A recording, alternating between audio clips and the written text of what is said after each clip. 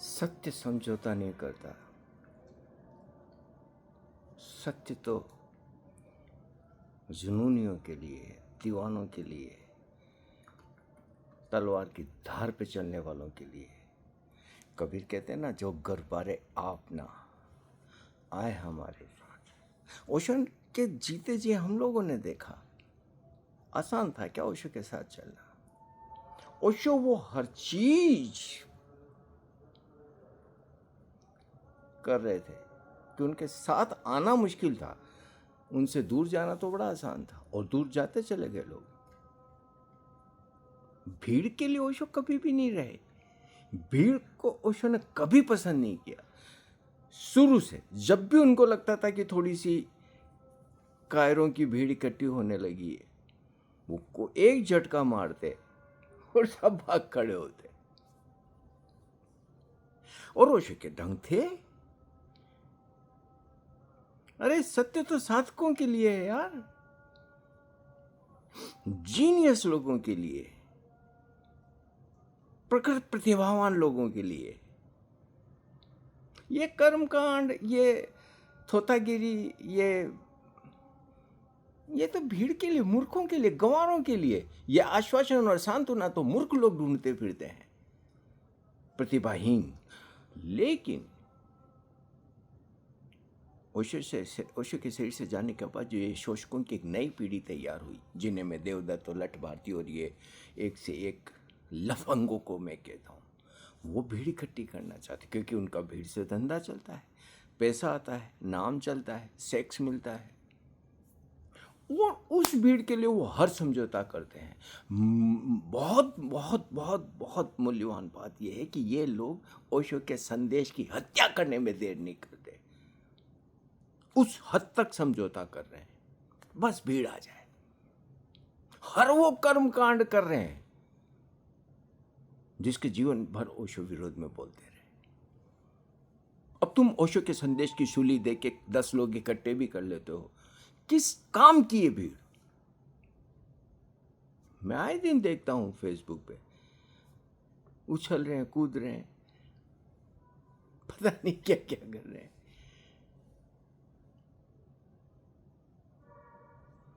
मेरे को या तो सत्य के साथ चले, सत्य के साथ चलने वाले लोग हों, साधक हों, या फिर नहीं हो।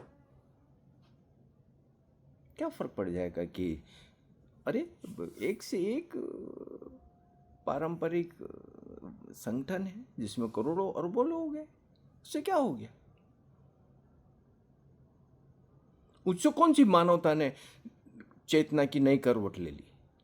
ओशो उसके विरोध में बोलते रहे ना भाई, उन संगठित वर्गों के खिलाफ बोलते रहे वो, क्योंकि वो मनुष्य के दुख के कारण है, नरक के कारण है। उस जकड़न से तो ओशो मुक्त करना चाहते हैं मानवता को, और फिर ये आ गए एक से एक लठ भारती। और अब उनके यहाँ थोड़ी भीड़ इकट्ठी हो जाती है, हो हल्ले हो जाते हैं, लड़कियां भी देखी, और फिर हो जी ये तो बड़े, अरे यार कमान, ऐसे बेवकूफ़ माँ बनो भाई।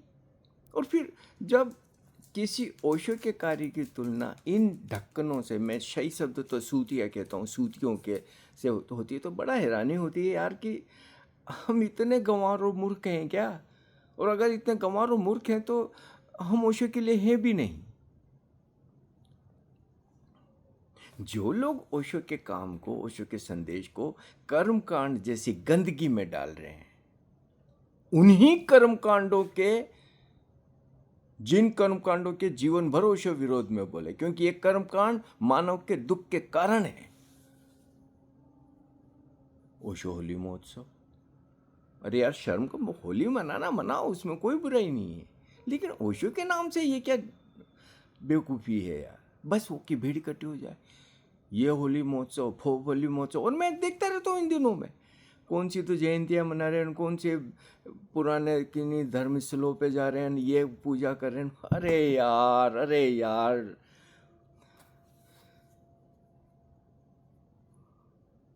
यस, इन इन इन इन इन वाहियात हरकतों को देखता हूँ तो अजीब तो लगता है, अजीब तो लगता है। सिर्फ और सिर्फ सेक्स के लिए और पैसों के लिए और पुजवाने के लिए ओशो जैसे एक इस मानवता के श्रेष्ठतम संबुद्ध को लांछित करते हुए देख के दुख तो होता है, दुख तो निश्चित रूप से होता है। ये क्या कर रहे हैं यार।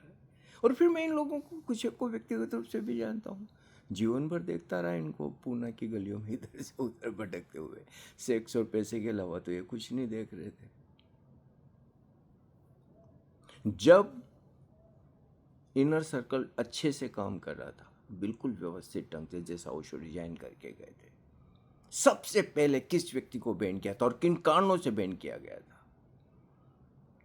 मैंने हजारों पत्र लिखे उस वक्त, क्योंकि वो व्यक्ति वो सारे काम करने लगा था जो ओशो संदेश के खिलाफ थे। और ऐसा नहीं है, ओशो ने भी उस व्यक्ति को कहा था कि भाई ये देशी विदेशी की बातें करने वाले लोग मेरे काम का नुकसान करते, मुझे नहीं चाहते ऐसे, मैं नहीं चाहता ऐसे लोगों को मेरे साथ। नीलम ने अपनी किताब में उस व्यक्ति का जिक्र किया है। अब तुम्हें वो, अब वो हर समझौता कर रहा है। अब मान लो कि कुछ फ्रस्ट्रेट लोगों की भीड़ इकट्ठी कर लेता, उससे क्या हो जाता है यार। और वो करे, मैं ये नहीं कह रहा हूँ कि ना करे, क्यों नहीं करे, जरूर करो। फिर ओशो का तो नाम और ओशो का फोटो तो मत लो ना भाई। जब ओशो के संदेश के खिलाफ ही तुम्हें काम करना है तो फिर क्यों नाम लेते हो? जब सोमेंद्रा और तीर्था ने यूरोप में एक प्रोग्राम रखा था ध्यान का और थेरेपीज का, और बहुत बड़ा आयोजन था, सार्वजनिक जीवन में ओशो बोले हैं कि इनको जो करना है करे, लेकिन मेरा फोटो नहीं लगाए, मेरा नाम नहीं ले। इतना तो, अरे भाई ओशो का फोटो नाम ले रहे हो तो कम से कम इतनी ईमानदारी तो रखो यार कि वो व्यक्ति जिन चीज़ों के और जिन मूल्यों के लिए जीवन भर लड़ा, अपनी जान तक दे दी, उनकी तो हम कम से कम रक्षा करें कि नहीं करें। और ये तो राजनीति में भी होता है। राजनीति में भी जो लोग छोड़ के इधर से उधर जाते हो उनको फिर कहते भैया कि हमारे नाम का और हमारे फोटो का उपयोग मत करो। तुम इतनी तो ईमानदारी कम से कम रखो यार, लठ भारतीयों, देवदत्तों और ये जो भी रिंग मास्टर और ये सब फुहड़ तो चलो है तुम्हारे में दम तो करके देखो ना अपने नाम पे।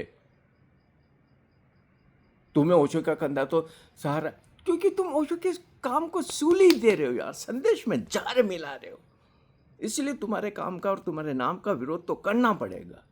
क्योंकि ओशो ने भी विरोध किया था। ओशो ने बोला था सोमेंद्र तीर्था को कि मेरे नाम का और मेरे फोटो का उपयोग करने की जरूरत नहीं है, तुम्हें जो करना है करो। ये लठ भारती और ये रिंग मास्टर जिसको जो करना है करे, जो भी करना है, क्यों नहीं करे। 1000 इकट्ठे करे, लाख इकट्ठे, करोड़ इकट्ठे करे, करे जो भी तुम्हारे सेक्स के और धंधे करने, सब करो।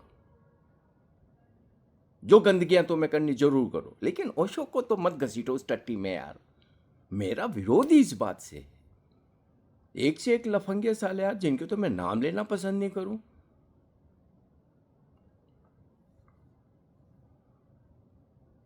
और इन चीजों को लेके अगर आप ये कि अरे अरे, कब ओशो के जीते जी हमने ओशो महोत्सव, ओशो देव होली महोत्सव और ये सब होते देखा क्या कभी?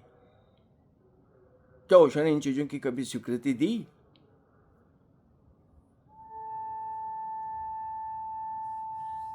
जब ओशो बार बार कहते हैं कि मैं पूरे अतीत से अपने को अलग कर रहा हूं, तो फिर क्यों इस अतीत में उसी सड़ी हुई कर्मकांड में खींच के ले जा रही है गुंडे? अरे इनका विरोध तो करना पड़ा। और मैं इस जगह जब यहाँ पे जब इस तरीके से और इस तरह से बात करता हूँ तो निश्चित मैं पूना वालों का समर्थन करता हूँ, मेरा सिर झुकाता हूँ उनके सामने। कम से कम उन लोगों ने ऐसी टट्टी में ओशो के काम को नहीं डाला, ऐसे समझौते उनने नहीं किए। वो भी कर सकते थे, संभव था उनके लिए भी, लेकिन ये बात तो माननी पड़ेगी ओशो संदेश को शुद्ध तो उनने रखा। अरे हम चले जाएंगे, वो जगह रहेगी या जो भी रहेगा, कम से कम एक पवित्रता तो रहेगी ना भाई। ओशो के नाम का एक खाली संदेश तो जिंदा रहेगा। एक आशा की किरण है सिर्फ पुनः इस सारी गंदगी में, जब मैं सब तरफ देखता हूं तो।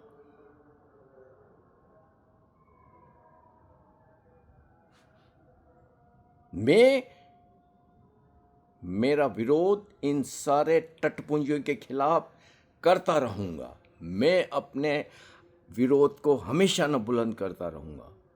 भाड़ में जाए ये साले गंदे लोग, कोई सम्मान नहीं और कोई रिस्पेक्ट नहीं। क्योंकि मेरे लिए ओशो एक इंटेलिजेंस है, ओशो जीनियस है। ओशो का संदेश इस मानवता की एकमात्र आशा है जिसमें नए मनुष्य की नई कोंपलें फूट सकती है, जिसके ओशो ने हमें बार बार बात करी।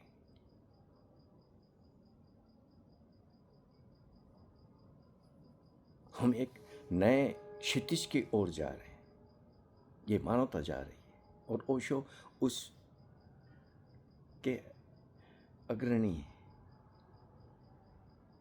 मैं इतने उत्कृष्ट मानवता के लिए, इतने पवित्र और सुंदरतम काम के लिए निश्चित रूप से हमेशा न दिल में खुशी रखता हूँ। लेकिन ये टटपुंजी लोग जब इस तरीके से सड़ान फैला रहे चारों तरफ, अरे यार गली मोहल्ले में देखो, जो कोई तो कुर्सियों पे बैठ बैठ के धक्के दे रहे हैं, यहाँ हाथ लगा रहे हैं, वहाँ तक, क्या कर्म कांड कर रहे हो यार, इससे क्या हो जाएगा।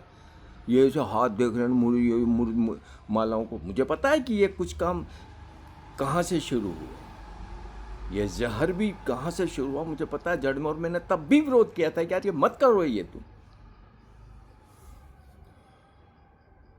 वहीं से ये सब देख देख क्या चल गई सब बीमारियां। तोंदे फूल रही हो उनकी साले, तुमने शरीर भी सुंदर नहीं रखे यार, इतने भद्दे लगते हो तुम शारीरिक रूप से, क्योंकि मन इतने भद्दे तो शरीर भी इनके इतने ही भद्दे लगते हैं। मैं एक भी इन लठबार्थियों की जो भीड़ है उसमें ऐसा व्यक्ति नहीं देख पाता हूँ जिसको देख के शारीरिक रूप से भी किसी तरीका कोई आकर्षण आए। विकृति ही विकृति इनके शरीरों चेहरों में। अब मेरे को इससे कोई फ़र्क नहीं पड़ता भाई, कोई फ़र्क नहीं पड़ता कि तुम्हारे यहाँ 1000 आते हैं कि लाख आते हैं कि 10 लाख आते हैं कि छोरियाँ इधर से उधर उछलती फिरती है कि भा भा भा भा कुछ भी ठुमके मारते हैं। मेरे को इस सब से कोई मतलब नहीं होता भाई, मेरे को कोई अर्थ नहीं मेरे लिए। ये गंवारों की भीड़ से उछल कूद तो ओशो करवाना चाहते तो पूरी पृथ्वी को अपनी उंगलियों पर नचा लेते हो, संभव था उनके लिए। ओशो ने तो हम जीवन भर गंवार है कि यार थोड़े दिन में कुछ न कुछ ऐसी एक फटकार लगाते कि भागते फिरते लोग जो बड़े दावे करते और बड़ी मुख्य मुझे मरोड़ते ओशो के शिष्य होने की, अता पता ही नहीं रहता उनका। और अगर ओशो इस तरीके से भीड़ को नहीं छांटते तो जो सच्चे साधक, जो मूल्यवान लोग, जो प्रतिभावान लोग, जो जीनियस, जो ओशो कहते हैं ना कि मेरे पास पृथ्वी के नमक है, कैसे ओशो के पास इकट्ठे होते? फिर तो भीड़ लग जाती एक से एक गुंडे बदमाशों की, लफंगों की। उस भीड़ में बेचारे उन भोले भाले संवेदनशील लोगों की कौन सुनता? लेकिन ओशो ने जीवन भर उनका ध्यान रखा, उसकी तारीफ करनी पड़ेगी। लेकिन आज ये जो भीड़ चल रही है, मैं इसका विरोध करता हूँ, 100% विरोध करता हूँ। ये जो भी जयंतियाँ मनाने वाले और पुरातन जगहों पे जा जा के ट्रेवल एजेंसियाँ चलाने वाले और ये होली महोत्सव मनाने वाले और ये कर्म कांड करने वाले, ये धक्के देने वाले, ये ऐसे ऐसे हाथ हिलाने वाले, ओशो जैसे कपड़े पहनने वाले, ओशो जैसे बोलने की नौटंकी करने वाले, ओशो की किताबें पढ़ के चेपने वाले, यार भाई ये तो लफंगे हैं और कुछ भी नहीं, और बेहद घातक और ख़तरनाक लफंगे। क्योंकि राजनीति में कुछ होता है या बाहरी जगत में कुछ होता है तो वो उतना नुकसान नहीं करता है, लेकिन ओशो जैसे संबुद्ध के काम में जहर मिलाना, क्योंकि ओशो का काम और ओशो का संदेश तो इस मानवता की एकमात्र आशा है, और उसी को ही प्रदूषित और दूषित और गंदा करने वाले लोग तो बहुत बड़े हत्यारे हैं।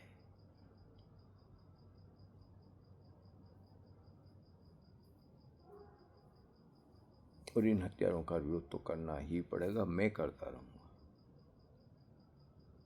और निश्चित रूप से जब इस तल से मैं देखता हूँ तो मैं पूना वालों का बेहद सम्मान करता हूँ। मुझे कोई वहाँ से पैसे नहीं मिल रहे। कल एक मित्र मेरे को फ़ोन करके बोले थे कि उनके विरोध में नहीं बोलते हो तो पैसे मिलते क्या वहाँ से? ऐसी कोई बात नहीं है यार, कोई चीज़ दिखती है तो बोलता तो मैं हूँ क्योंकि यही मेरा स्वभाव है, इसी स्वभाव को मैं जीता हूँ। पैसे कौन देता है यार? पैसे देता होता तो मेरी ऐसी हालत होती क्या कि मेरी दवाई ही नहीं ला पाता हूँ। पैसे उसे कोई नहीं देता, और कोई पैसे दे के मेरे से कुछ बोलवा भी नहीं सकता। ऐसा तो मैं हूँ भी नहीं। अगर ऐसा होता तो इतनी कला तो मेरे में है कि फिर मेरे को पता है कि किस जगह जाके क्या बोलना है, फिर अच्छे पैसे कमाता। क्योंकि बोलना ही ये होता। और तो ये लठ भारतीयों को इनको देखता हूँ देवदत्तों को, तो उनसे तो ज़्यादा प्रतिभा मेरे में है, उनसे ज़्यादा क्षमता मेरे में है। तो वैसा मुझे कोई शौक़ नहीं है, और ये सब चीज़ें मुझे करने का कोई, ठीक है परेशानियाँ होती है, अपनी जगह होती है, लेकिन इसका मतलब ये नहीं कि मैं उस संदेश को बेचूं। जब मैं डिलीवरियों के बसों में आता जाता हूँ और कई तरीके के कष्ट देखता हूँ, निश्चित रूप से रोज़ की एक तनाव से मैं गुजरता हूँ आर्थिक रूप से, पर ये कि मैं उस संदेश को बेचने के लिए बाज़ार में बैठ जाऊँ, हाट बाज़ार में बैठ जाऊँ, ये मैं नहीं करूँगा, ये कभी नहीं करूँगा। और मेरे जैसे लाखों लाखों लोग हैं जो कोई समझौता नहीं करते, नहीं कर रहे हैं। ज़िंदगी के खेल तो चलो ठीक है, क्या फ़र्क पड़ता है उससे। उसके लिए कोई ऐसा थोड़ी है कि अपने सद्गुरु को बेचने चला जाएगा। ये तो मैं नहीं करूँगा, ये मैं कभी नहीं करूँगा, और न ही मेरे से कोई ऐसा काम करवा सकता है। ये ऐसा मैं व्यक्ति भी नहीं हूँ। लेकिन यस, इन लफंगों के खिलाफ़ तो मैं बोलता रहूँगा। इसके लिए तो मैं लोगों को सतर्क करता रहूँगा। और किसे पता मेरे ये वीडियो आने वाले समय में किसी को, एक व्यक्ति को भी एक अंडरस्टैंडिंग दे सके तो मेरी मेहनत सफल होगी। क्योंकि ये जो लफंगागिरी शुरू की है ना इन लोगों ने,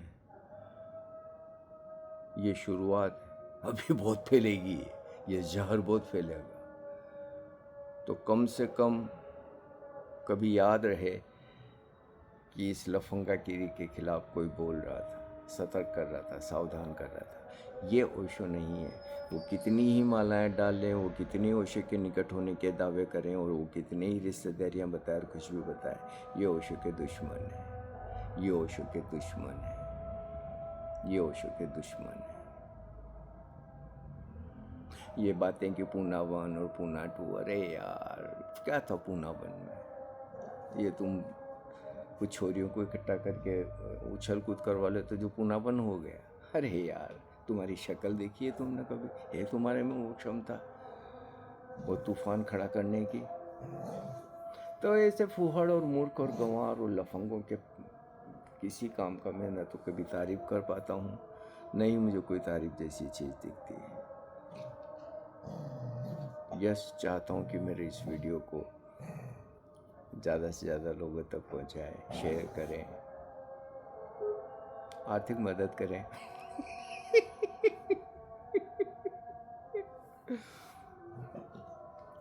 मैं चाहे जिस तनाव में जी लूँगा, परेशानी में जी लूँगा, लेकिन ओशो को ठेला गाड़ी में रख के बेचने के लिए नहीं निकलूँगा। ये कभी नहीं होगा।